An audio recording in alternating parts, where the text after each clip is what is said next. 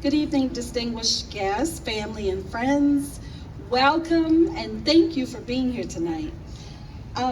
As parents, we make deliberate decisions and choices to create opportunities for all of our children.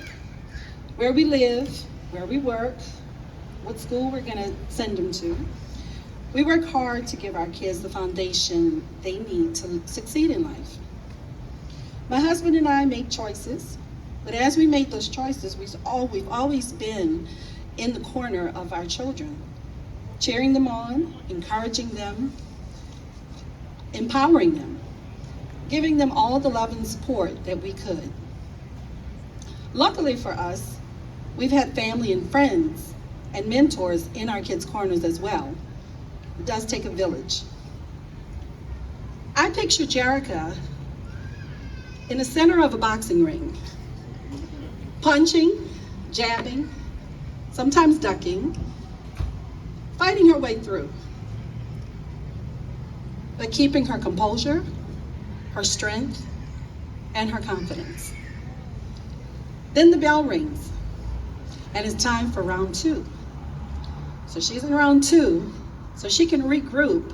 She goes into that corner, but this time she looks back and she sees not only the people who are usually in that corner for her, but she sees all of you, all of her fellow leaders, her constituents, more supporters and friends. When we send Jerica to Washington, D.C. to fight for us, she will have all of us in her corner now. We're gonna all be cheering her on, encouraging her, and giving her all of the support that we can to help her fight. With us in that corner and God by her side, she's gotta win. Everything. So now I ask you, are you ready to rumble? Yeah! I'm excited to present my daughter, your and mine, next Congresswoman from this great state of Georgia, Jerica Marie Richardson.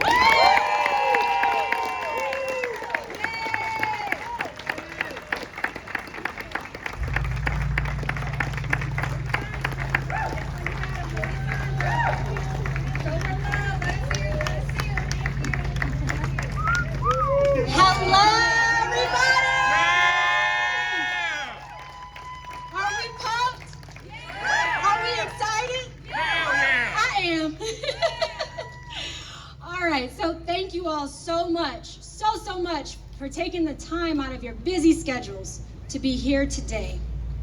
The simple act of taking that time is that you're ready for change. You're looking for a change, for something new. And I appreciate it so much.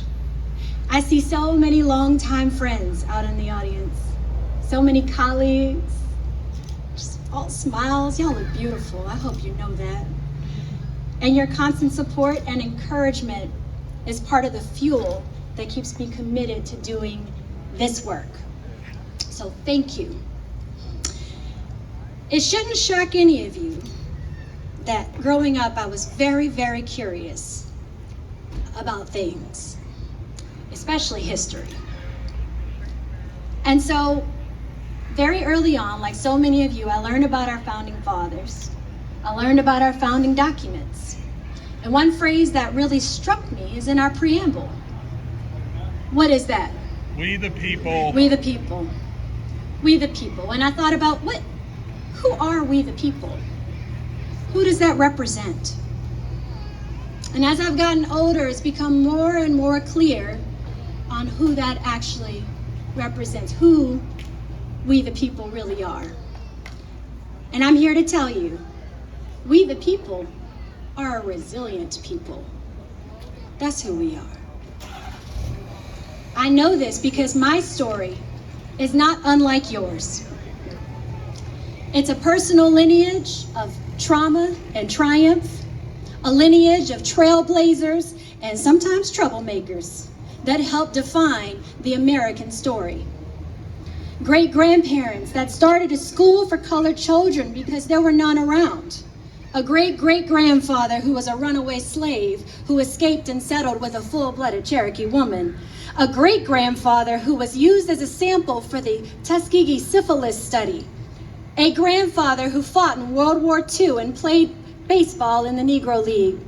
A father who lived through the trauma of Alabama lynchings and the presence of the KKK in a year much later than you would guess. And as a nation, the tragedy and fear that came with 9/11 we shall never forget. The trials of the pandemic, and lastly, the test of our very own republic and our justice system.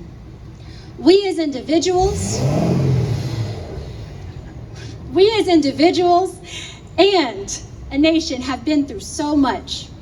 And one thing is always true, that when we're faced with challenges, we are always confronted with a choice. And that choice is love or fear. Now, throughout my life, it has been through love that we have displayed resilience and achieved greatness. My personal story in Georgia began when I was 16 years old. And I want you all to pay attention right here. Doesn't matter what's going on behind me or what sounds are being made. It's the story that we are telling today that's gonna last. My personal story here in Georgia began when I was 16 years old on the heels of Hurricane Katrina,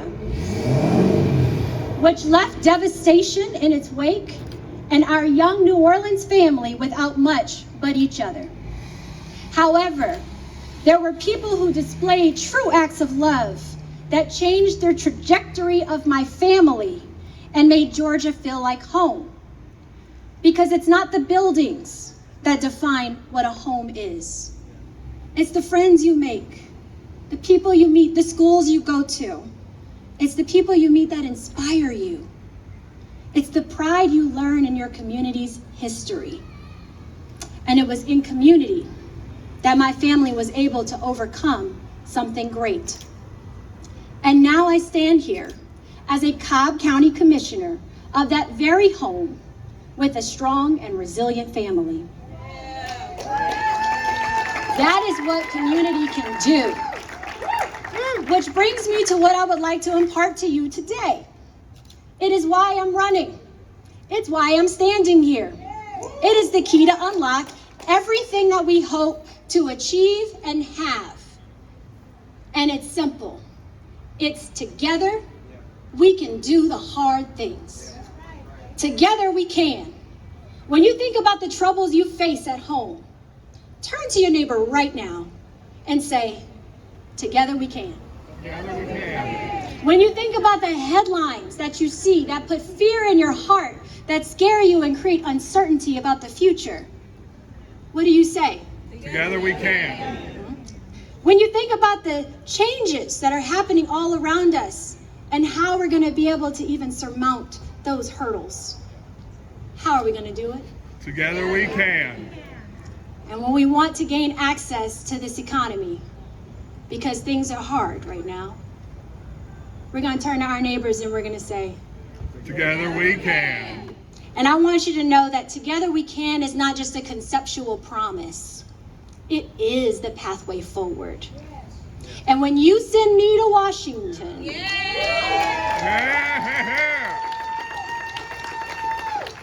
I will tell them that together we can. Yeah. Together we can connect communities to power. Together we can protect our freedoms. And together we can redirect the innovative spirit to solve our generational problems.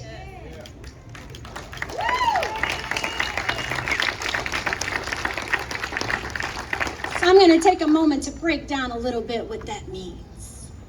So when it comes to connecting communities to power, I find that one of the greatest lies ever told is that you have no power. Nothing could possibly be further from the truth. You have untold power. Amen, Reverend. It's just a matter of knowing how to walk in it.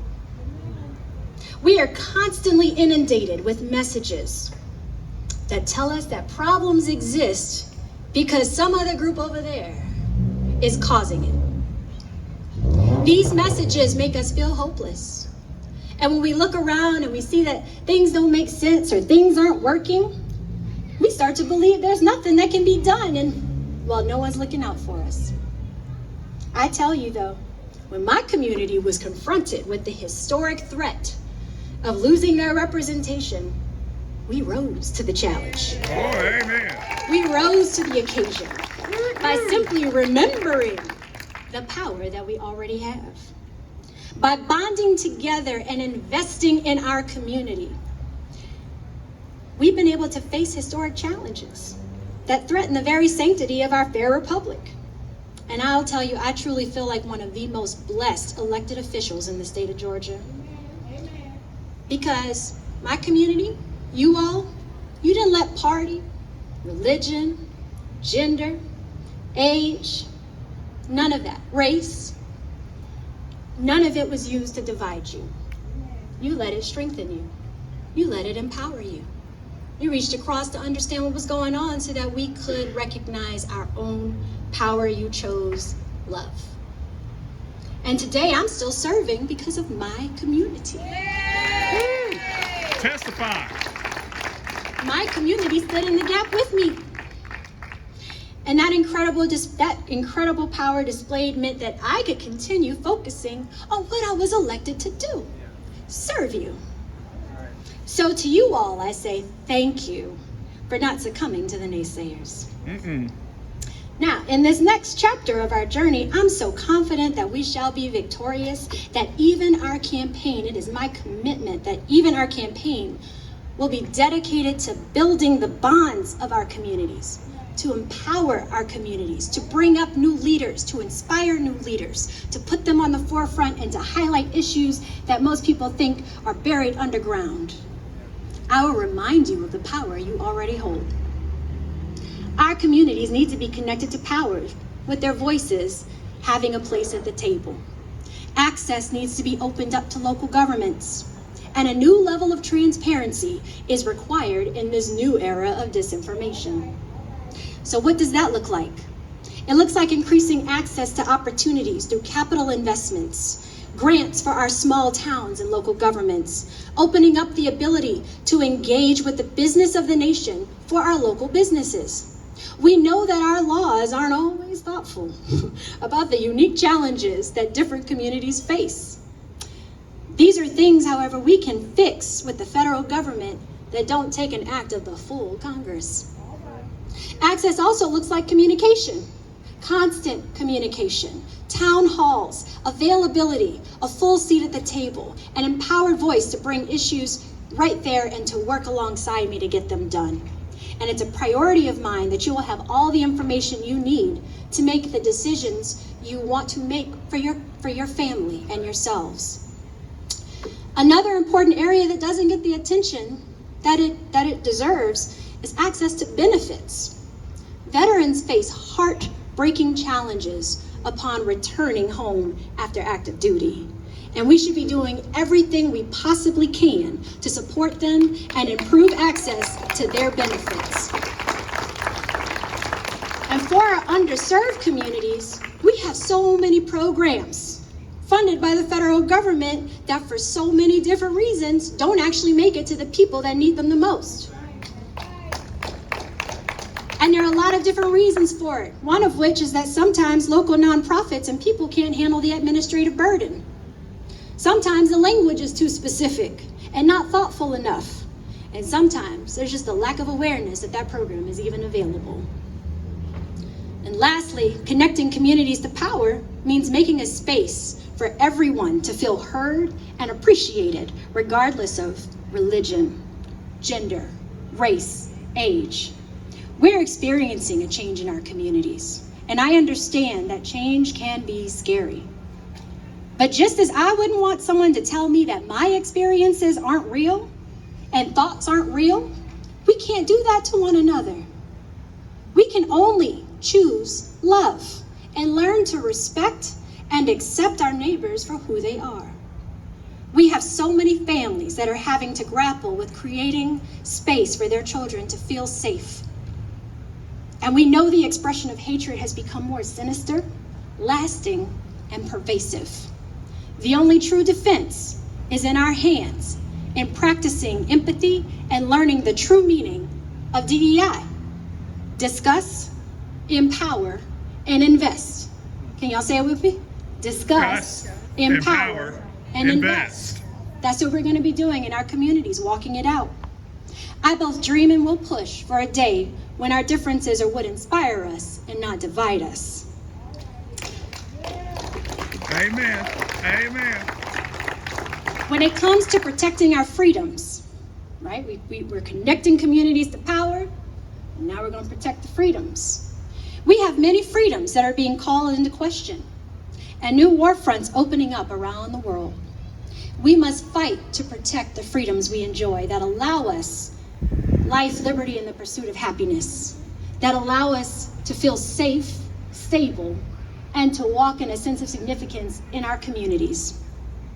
We must expand protection of our voting rights and secure our elections by reversing the effort to defund elections departments. Yeah. And instead of banning books, we should be investing in improving literacy rates. Yeah. Have we seen those? Ooh. Oh, girl. No. Access to a quality education is directly linked to our ability to exist and function as a competitive nation. Your zip code should not determine your ability to access opportunities. And speaking of a competitive nation, we have to forge an equitable pathway for immigration reform. Because if history is a teacher, then we must know our economy and our competitiveness requires it. And lastly, we must protect our fair republic. Our form of government is under a real test. And we must always put our country before our party, and certainly before our personalities. Lastly, when it comes to redirecting the innovative spirit, how many of y'all know we have a lot of opportunities on the horizon? Yeah? We have some incredibly difficult issues to tackle, but collectively and through love, we can solve anything. In the American story, we've been through worse. By redirecting the innovative spirit, we will continue to rise with fervor to meet the complex challenges of the day, expanding access to healthcare, preserving our environment, smart investment in infrastructure and mobility, and economic empowerment and literacy. And as a county commissioner, I know that we have serious pressures facing our small towns and communities with rapid growth, skyrocketing costs, and environmental changes. It became clear that infrastructural investments are in dire need, but the dollars don't flow easily to the people in the communities that need them. And now we know we have entire communities at risk of collapsing. I envision infrastructure projects like the Georgia Backbone that enable our communities to thrive for the next 50 to 100 years. Projects that can help reduce the concentrated demand for housing and help drive affordability. These are projects that can enable businesses and workers to gain access to our economy, because while the economic indicators are strong, we know that there are many who are unable to participate and earn a living wage.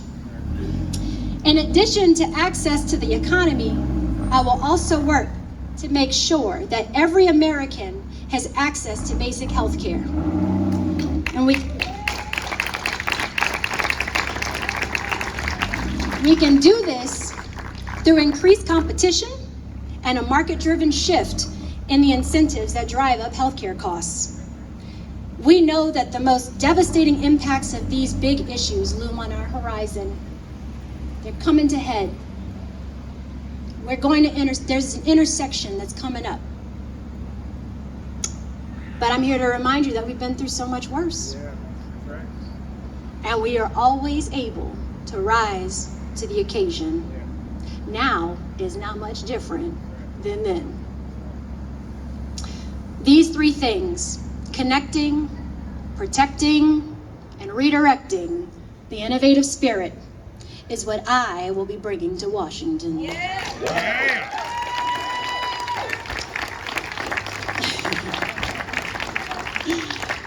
That is why I am running. I am running for you. I am running for your family. I'm running for your neighbor. I'm running for your neighborhood. I want to be your voice in DC, where we can make a real and lasting change for you and your children and your children's children right here in Georgia, because we are resilient. My name is Jerica Richardson, and I want to be your next Congresswoman from this great state of Georgia. Thank you so much. Together we can. I love you all. Jerica. And we are launched. Are we ready to rumble? Yeah. I'm ready to go.